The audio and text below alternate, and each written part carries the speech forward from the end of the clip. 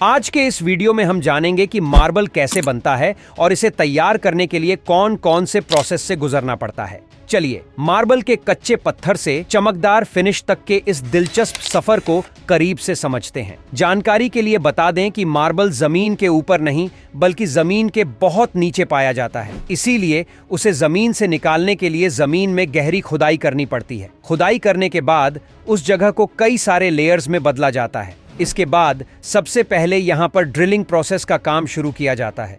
Wagon drill की मदद से मार्बल के बड़े बड़े ब्लॉक्स को काटा जाता है। जब मार्बल के ब्लॉक बन जाते हैं तो इसके बाद डिटैचमेंट फेज की बारी आती है। इसमें एक्सीवेटर मशीन की मदद से इस पूरे प्रोसेस को अंजाम दिया जाता है। आपको बता दें कि मार्बल के ब्लॉक 8 मीटर लंबे होते हैं।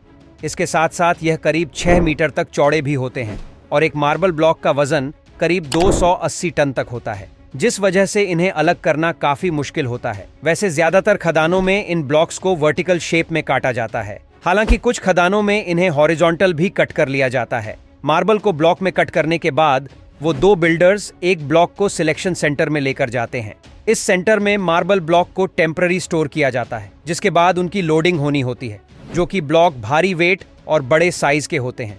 इस वजह से ब्लॉक को बड़ी केयर के साथ हैंडल किया जाता है और एक जगह से दूसरी जगह मूव किया जाता है, क्योंकि इस सिचुएशन में एक्सीडेंट होने की संभावना बनी रहती है। एक्सीडेंट की संभावनाओं से बचते हुए इन ब्लॉक्स को बड़े बड़े ट्रक्स की मदद से फैक्ट्री में लाया जाता है, जहां शुरू होती है फैक्ट्री प्रोसेस।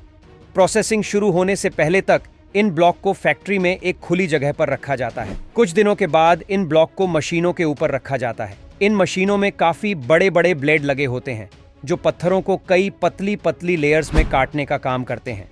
ऐसा करने के बाद मशीन बड़े से बड़े मार्बल ब्लॉक को भी लेयर्स में कन्वर्ट कर देती है। और आपको बता दें कि इन्हें काटने के लिए डायमंड का इस्तेमाल किया जाता है। आपने कई बार यह तो जरूर सुना होगा कि हीरा दुनिया का सबसे कठोर पदार्थ है, इसीलिए मार्बल जैसे पत्थर को काटने के लिए मशीनों के ब्लेड पर हीरे लगाए जाते हैं। मशीन में एक ब्लॉक को काटने में करीब 10 से 12 घंटे तक का वक्त लगता है। तब जाकर पत्थर से मार्बल के पतले पतले पीस निकलते हैं, जिसके बाद इन्हें परफेक्ट शेप दी जाती है। इसके लिए मार्बल लेयर की साइड से कटिंग भी की जाती है। अब बारी आती है मार्बल की पॉलिशिंग की, जो कि बेचने के लिए सबसे ज़रूरी प्रोसेस होता है, क्योंकि इससे मार्बल की चमक बढ़ जाती है। और फिर पॉलिशिंग के बाद बारी आती है एसिड वॉश की। दरअसल भारी भरकम मशीनों से गुजरने की वजह से मार्बल की चमक थोड़ी कम हो जाती है। कई बार तो मार्बल की लेयर्स में येलो शेड आ जाता है, जिसे बाद में इसी एसिड वॉश से दूर किया जाता है। वर्कर्स इसी एसिड से मार्बल की लेयर्स को वॉश करते हैं।